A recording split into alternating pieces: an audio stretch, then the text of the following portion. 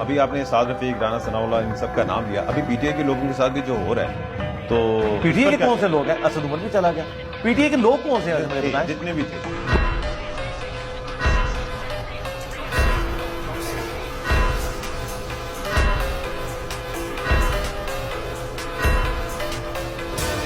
PTI छोड़ने वालों ने सेंचुरी क्रॉस कर ली।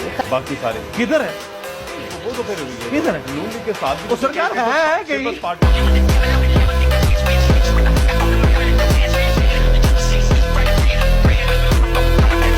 अच्छा, वो मुझे बताया, वो जो वजीर आजम हाउस को यूनिवर्सिटी डिक्लेयर किया था, उधर से कोई बंदा पढ़ के फारग भी हुआ?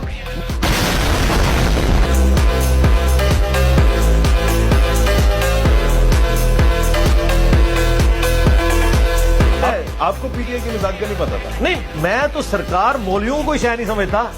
पीटीआई वाले तो अभी 4 साल